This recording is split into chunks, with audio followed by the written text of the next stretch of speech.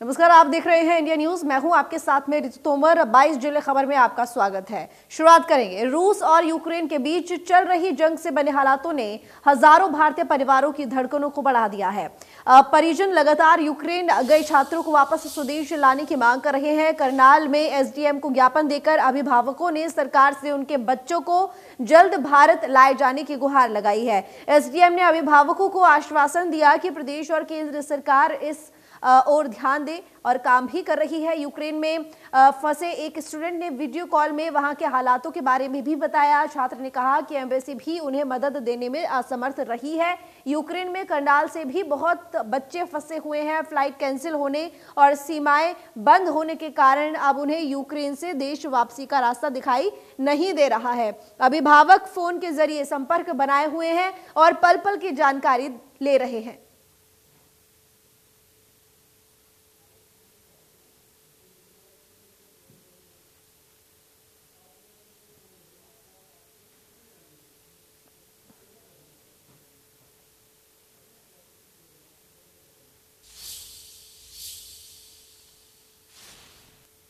तो यूक्रेन में सोनीपत के कई छात्र फंसे हुए हैं और इनमें से ज्यादातर मेट्रो स्टेशन के बेसमेंट में समय गुजार रहे हैं। राय विधानसभा के भी 5 छात्र यूक्रेन में फंसे हुए हैं और हालात को लेकर चिंता जाहिर करते हुए परिजन विधायक मोहनलाल बडौली और बीजेपी प्रदेश महामंत्री के पास मिलने के लिए पहुंचे। परिजनों ने छात्रों को सुरक्षित देश वापस लाने की गुहार लगाई है। कहा कि भारतीय एम्बेसी के निर्देश पर बच्चों की टिकट बुकिंग कराई गई थी। 25 फरवरी को उनकी फ्लाइट थी, लेकिन हालात अचानक से खराब हो गए, जिसके चलते बच्चों को वापस भारतीय दूतावास पर जाना पड़ा। विधायक ने अभिभावकों को भरोसा दिया कि बच्चों को किसी तरह की कोई परेशानी नहीं होने दी जाएगी। सरकार हर संभव मदद पहुंचाने की कोशिश कर रही है। विधायक ने फोन पर कई छात्रों से बातचीत भी की है।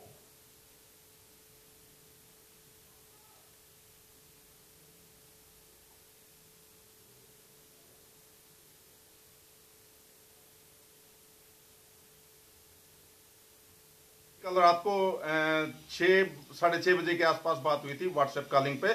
उसके बाद उसने यही बताया था उस समय कि पापा हमें ये कहा गया, ये निर्देश मिले हैं कि आप मेट्रो स्टेशन पे जाइए, और मेट्रो स्टेशन अंडरग्राउंड बने हुए हैं तो वो बंकर का काम करते हैं, तो वहां जाके आप रहिए।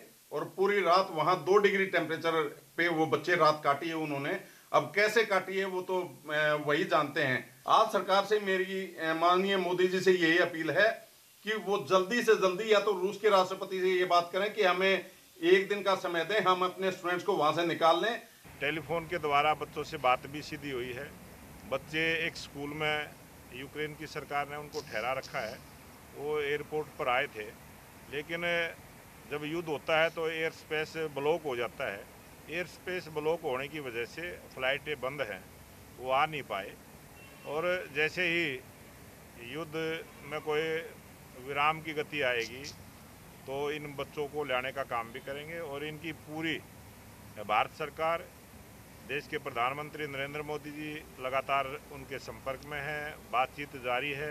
हम विधायक जी के पास गए थे, अपने राय हल्के के मोहनलाल बडौली जी के पास, और उन्होंने आश्वासन दिया है कि भारत सरकार जल्द से जल्द दूसरे देशों से संपर्क में है और वहाँ से जल्द निकालकर भारतीय बच्चों को लेकर आने का पूरा काम कर रहे हैं। हमारी एम्बेसी भी अग्रसर है वहाँ। विधायक जी से रिक्वेस्ट है कि अपनी सरकार से कह के न और जी उनको कोशिश करें जल्दी से जल्दी अपने भारत। तो विदेश में चढ़े युद्ध का असर प्रदेश के एक छोटे से गांव से कस्बे तक भी देखने को मिल रहा है, जहां पूरा परिवार अपने बेटे के लिए तड़प रहा है। रूस और यूक्रेन के बीच शुरू हुए युद्ध के बाद यूक्रेन में गए जुलाना निवासी हर्ष के परिजन इन दिनों चिंतित है अपने बेटे की सलामती के लिए, जिसके लिए यूक्रेन में रह रहा उनके बेटे ने एक वीडियो भेजकर भारत सरकार और परिजनों से मदद की गुहार लगाई है और उन्हें सुरक्षित निकालने के लिए कहा है, जिसको लेकर परिजन चिंतित है और वह हरियाणा सरकार में भारत सरकार से गुहार लगा रहे हैं कि अपनी जान जोखिम में डालकर भारत के हजारों बच्चे वहां पर इस समय रह रहे हैं और उन सब की जान बचाने का काम सरकार तुरंत करे ताकि परिवारों को उनके बच्चे वापस मिल सके।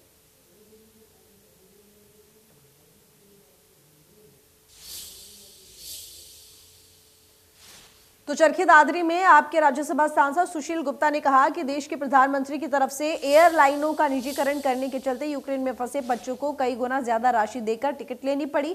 एयरलाइनों की मनमानी के कारण बच्चे टिकट तक नहीं बनवा सके। ऐसे हालातों में पीएम को मध्यस्थता करते हुए यूक्रेन से बच्चों की घर वापसी के लिए व्यापक और उचित प्रबंध करने चाहिए।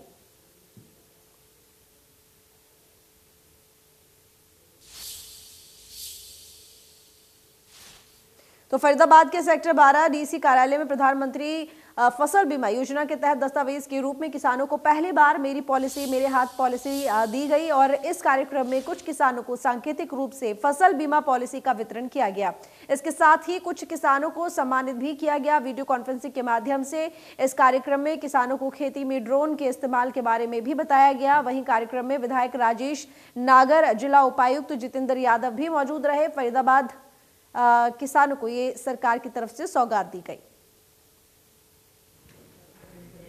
एक हमारी सरकार ने, केंद्र सरकार ने, राज्य सरकार ने मेरी पॉलिसी मेरे हाथ, किसानों को सिक्योर करने के लिए, सेव करने के लिए पॉलिसी बनाई है और उसी के तहत हमारे जितने भी यहाँ पर किसान हैं वो अपनी पॉलिसी करा सकते हैं। उसमें 75% केंद्र सरकार और राज्य सरकार देगी, 25% प्रीमियम हमारे किसान भाई देंगे। हमारा ये कार्यक्रम प्रधानमंत्री फसल बीमा योजना में मेरी पॉलिसी मेरे हाथ, मतलब किसान को ही हमने उसके हाथ में पॉलिसी दे दी है, उसको राइट दे दिया है कि जैसे आज मैं सबसे पहले विधायक जी का धन्यवाद करूंगा कि इस कार्यक्रम में आए। हमारे कृषि मंत्री जेपी दलाल जी, ACS मैडम सुमिता मिश्रा जी ने ज्वाइन किया चंडीगढ़ से। तो किसान को स्वावलंबन कैसे बने, उसकी आय कैसे बढ़े, यही प्रयास। सीएम मनोहर लाल अपने कैथल दौरे के दौरान सबसे पहले 11 मुखी मंदिर पहुंचे, जहां सीएम मनोहर लाल ने 11 मुखी मंदिर के महारुद्र यज्ञ में शामिल हुए और इस दौरान सीएम ने कहा कि ये उनका सौभाग्य है कि महारुद्र यज्ञ में शामिल होने का मौका मिला। उन्होंने कहा कोरोना की वजह से महारुद्र यज्ञ का आयोजन नहीं हो पाया था और इसके अलावा सीएम मनोहर लाल ने कहा कि प्रदेश में तेजी से विकास कार्य हो रहे हैं। हवन यज्ञ जो चल रहे हैं, एक बड़े लेवल का एक कार्यक्रम है। वहाँ संत जन भी आए हैं और कैथल की और आसपास की जनता भी बड़ी मात्रा में है।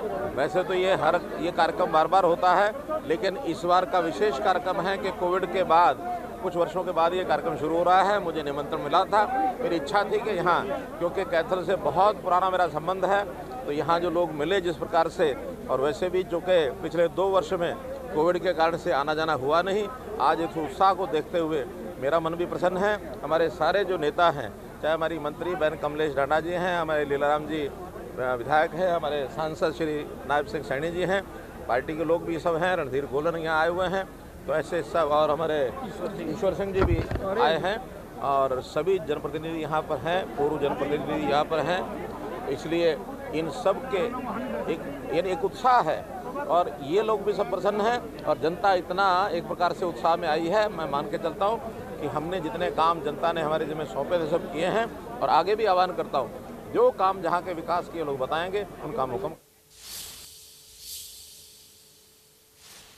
तो हरियाणा विधानसभा अध्यक्ष ज्ञानचंद गुप्ता पंचकुला सेक्टर 12 में चल रही साईं की पाठशाला में पहुंचे, जहां छोटे बच्चों ने उनका स्वागत किया और शिरडी साईं सेवा समाज पंचकुला की ओर से पंचकुला सेक्टर 12 में जरूरतमंद बच्चों के लिए फ्री में पाठशाला चलाई जाती है। गुप्ता ने कहा कि शिरडी साईं सेवा समाज पंचकुला की ओर से पहले भी कई सामाजिक कार्य किए जाते हैं, जिसमें गरीब और जरूरतमंद बच्चों को पढ़ाना बहुत ही सराहनीय कार्य है। विधानसभा स्पीकर छोटे बच्चों के साथ फुल मस्ती के मूड में नजर आए। छोटे बच्चों के साथ विधानसभा अध्यक्ष ज्ञानचंद गुप्ता गाने पर थिरकते नजर आए।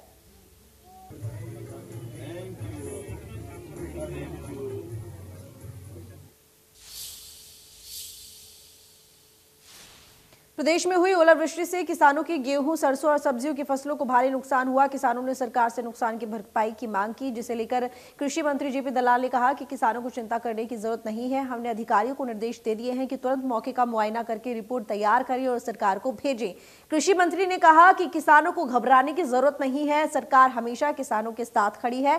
पहले भी स्पेशल गिरदावरी करवाकर नुकसान की भरपाई करवाई थी और आगे भी इसी तरह करवाते रहेंगे। हमारे भिवानी, दादरी और महेंद्रगढ़ ज़िले के अंदर कई गांवों में ओलावृष्टि हुई है और किसान भाइयों को मायूसी हुई है। हमने सब अधिकारियों को आदेश दे दिए हैं कि तुरंत मौका मुआयना करें और उसकी रिपोर्ट बनाकर सरकार को भेजें।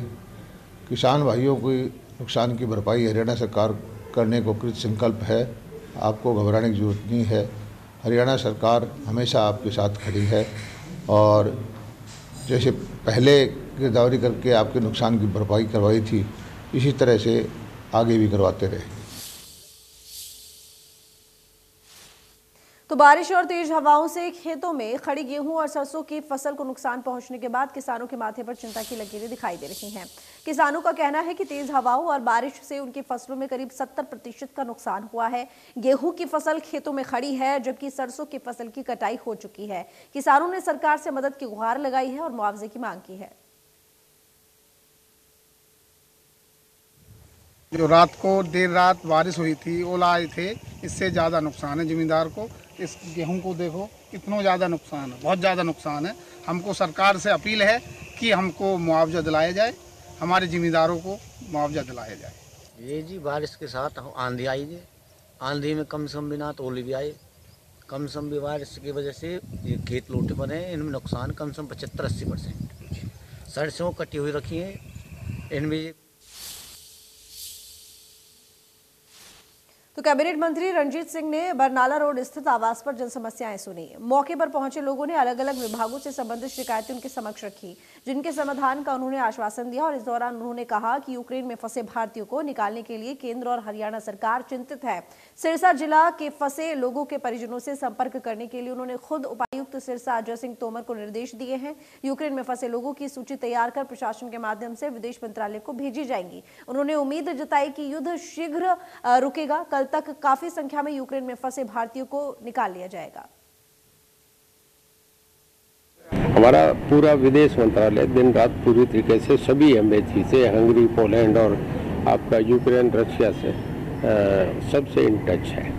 और गवर्नमेंट पूरा ही सबसे ज़्यादा इस पर प्रयास कर रहे हैं। प्राइम मिनिस्टर साहब ने कैबिनेट मीटिंग भी बुला ली, सबसे इम्पोर्टेंट इशू है जिस पे कर रहे हैं। और हर आदमी चिंतित है, उन्हें ले आएंगे, ऐसा कुछ नहीं है, नॉर्मल सिचुएशन है। मेरे ख्याल में युद्ध भी आज शाम तक कुछ टर्म्स आई है और दोनों में आपस में ठीक हो जाए।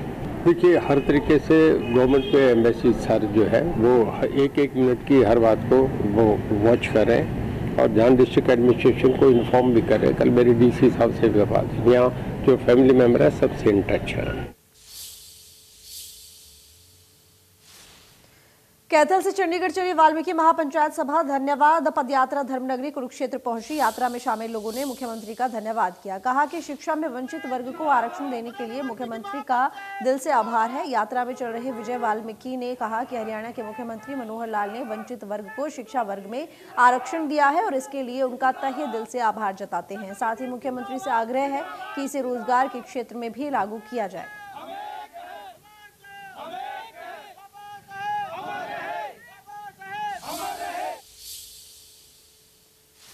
वहीं नारनौद की बैकवर्ड धर्मशाला में मुस्लिम समाज के लोगों की एक बैठक हुई। बैठक में विभिन्न मुद्दों पर चर्चा की गई और समाज के अंदर फैली कुरीतियों के बारे में चर्चा की गई और उनको कैसे ठीक किया जाए, इन्हीं बिंदुओं पर विचार विमर्श किया गया। समाज के नसीब ने कहा कि समाज में फैली कुरीतियों के बारे में भी बताया गया, उनको कैसे दूर किया जाए, युवाओं की बेरोजगारी, उनको कैसे रोजगार दिलाया जाए। इन्हीं सभी समस्याओं को लेकर आज ये बैठक की गई और इस बैठक में एक कमेटी का भी गठन किया गया है।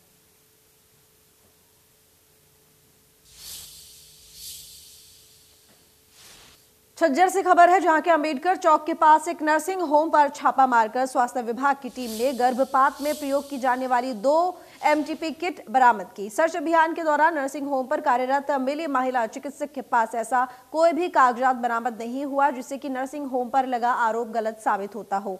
जानकारी अनुसार गुप्तचर विभाग को पिछले कई दिनों से गुप्त सूचना मिल रही थी कि झज्जर के अंबेडकर चौक के पास एक गली में अवैध तरीके से एक नर्सिंग होम संचालित किया जा रहा है। यहाँ पर गर्भपात किया जाता है और इसी सूचना को गुप्तचर विभाग ने स्वास्थ्य विभाग के हेडक्वार्टर फाइल किया और उसी के बाद स्वास्थ्य विभाग हरकत में आया। इस पर कार्रवाई करने के लिए स्वास्थ्य विभाग की टीम का गठन किया गया। टीम ने योजनाबद्ध तरीके से नर्सिंग होम में छापा मारा।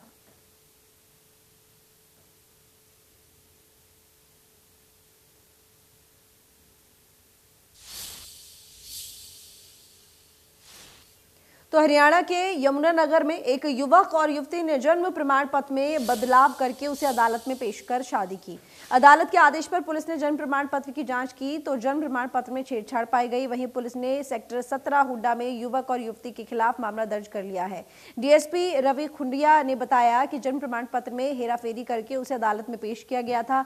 जांच के लिए अदालत ने पुलिस को वह जन्म प्रमाण पत्र भेजा जिस पर पुलिस ने जांच की तो जन्म प्रमाण पत्र में छेड़छाड़ की गई पाई गई। उन्होंने कहा कि आरोपियों की गिरफ्तारी के प्रयास किए जा रहे हैं।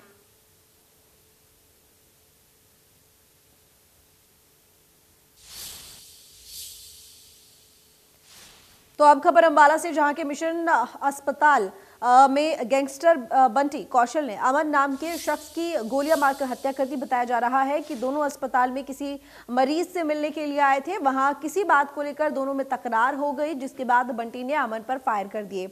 इसके बाद घायल अमन को सिविल अस्पताल ले जाया गया जहां अमन ने दम तोड़ दिया। गैंगस्टर बंटी कौशल इन दिनों अंबाला जेल से रोल पर बाहर चल रहा था और इस दौरान उसने एक और वारदात को अंजाम दिया। फिलहाल अंबाला पुलिस इस मामले में मिली सीसीटीवी फुटेज को खंगालकर कार्रवाई की बात कह रही है।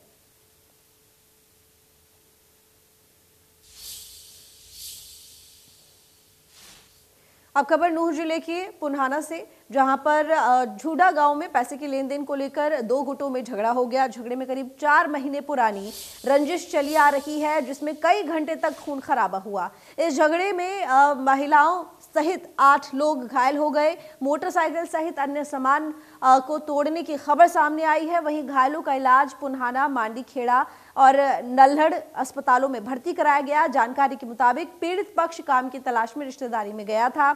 जब वह वापस अपने गांव घर जा रहे थे तभी गांव के आरोपी पक्ष लोगों ने उन्हें घेर लिया और मारपिटाई तथा हवा फायरिंग की। लाठी डंडों से मारपिटाई की वजह से बाप बेटे घायल हो गए और इतना ही आरोपी ने गांव में घर पर भी हमला बोल दिया जिसमें पीड़ित पक्ष के चाचा जाकिर के साथ भी मारपिटाई की।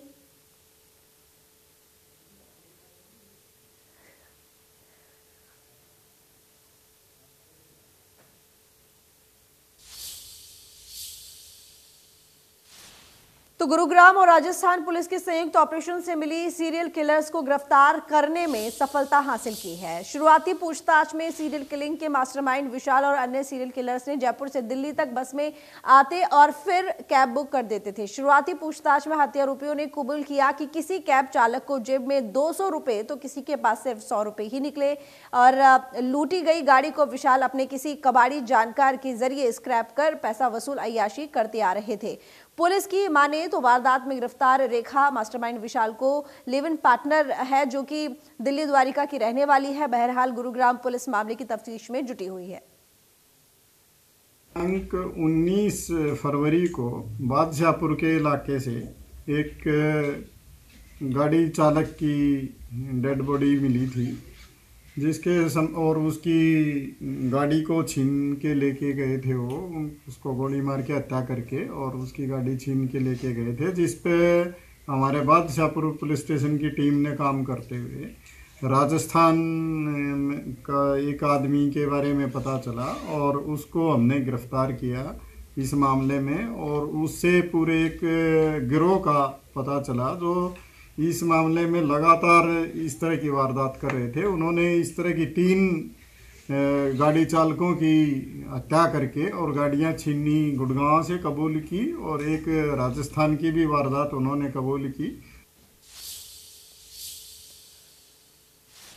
तो फिलहाल 22 जुलाई खबर में बस इतना ही। मुझे दीजिए इजाजत। देखते रहिए इंडिया न्यूज।